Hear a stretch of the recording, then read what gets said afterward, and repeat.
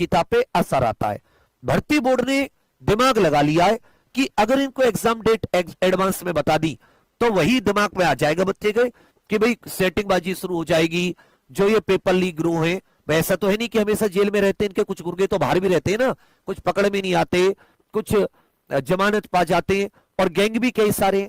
तो आपको exam date जो पता चलेगी वो वही पेपर से 10-15 दिन पहले, मानो 10-15 दिन हाल में आ चुकी है, परीक्षा केंद्र तय होने लगे हैं। तो ये हम लोग सोच के चल रहे हैं कि या तो 7 जून के एकदम एंड में, ठीक है, और हमेशा याद रखिएगा ये जब भी होगा शनिवार इतवार के दरमियान ही होगा, शनिवार या रविवार, या तो शनिवार में या रविवार में, क्योंकि जून में पूरी तरह स्कूल वगैरह की छुट्टियां होती हैं।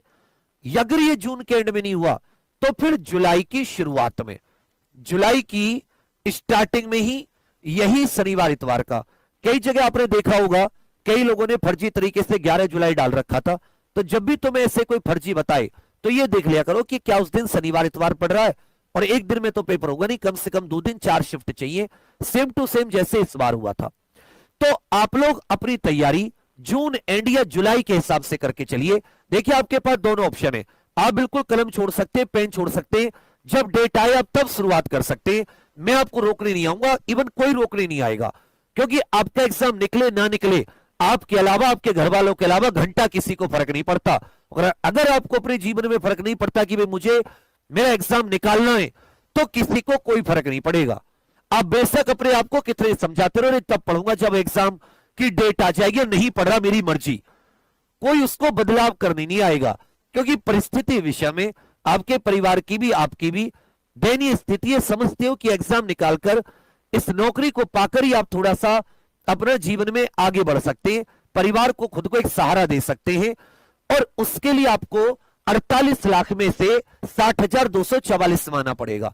उसके लिए हर एक वीक चीज स्ट्रांग होनी चाहिए, 10-10, 5-5 बार आपका रिवीजन होना चाहिए, और एग्जाम डेट वो जल्दी ज्यादा नहीं बताएंगे पहले,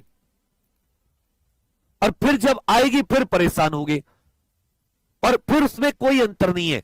अभी 80% तो कंपटीशन खत्म ही हो चुका है, केवल 20% लोग बचे हैं, इनमें भी आधे कभी कभी पढ़ते हैं।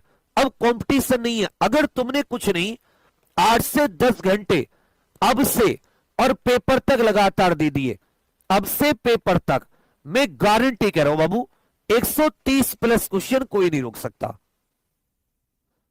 फिर क्या पेपर में देरी होगी? बिल्कुल नहीं, पेपर वही ऑफलाइन होगा। मैं फिर से बता रहा हूं, वही ओएमआर शीट आधारित जैसे अभी हुआ था, और कोई देरी नहीं होगी, क्योंकि ऐसा नहीं है कि अभी चुनाव